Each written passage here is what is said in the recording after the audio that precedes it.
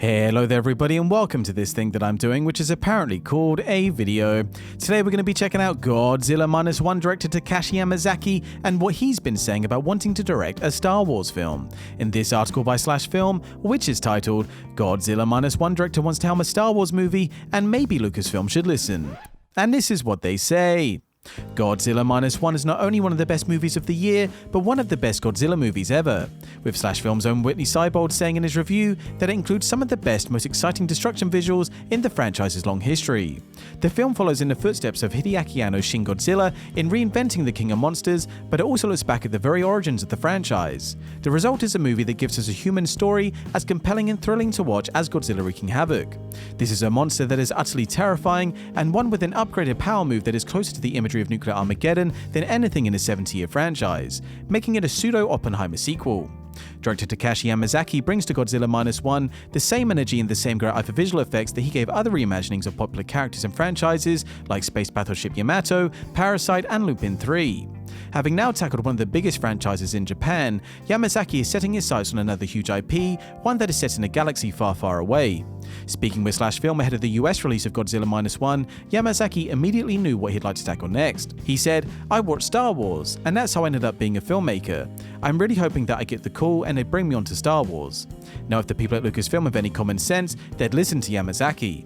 Rather than continue the trend of grabbing untested indie directors and giving them a production much bigger than they can handle, how about grabbing a tested director who knows how to reinvent known properties while also handling heavy VFX?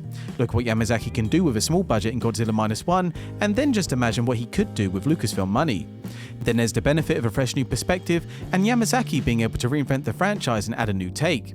He said, "I think a more Japanese or even just an Eastern take on Star Wars would be really interesting, so I hope that they do call me up." Star Wars has always owed a lot to Japanese cinema, so why not bring it full circle by letting a Japanese filmmaker make a Star Wars movie? And that's pretty much that. So I think overall that this would be a very interesting move.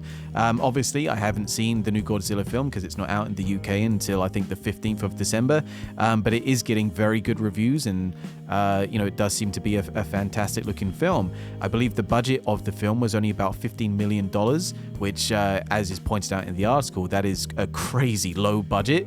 So it would be very interesting to see what he would do with Lucasfilm money, as they say. But yeah, I think that this would be a very interesting take, and Star Wars Visions was obviously very well received and it was very good, but I know that season 2 was obviously not as favorable in the eyes of fans, but that was also going away from the Japanese storytelling. Yeah, I think that this would be a pretty cool direction for Star Wars to go. It would have to be, well, wouldn't have to be, but you would imagine that it would be separate to the main canon of the Star Wars universe in the same way that Visions is. But yeah, that's just me. What do you guys think? Let me know in the comments and I'll read every single one. And don't forget to like and subscribe, and I'll see you with the next video. Have a good one.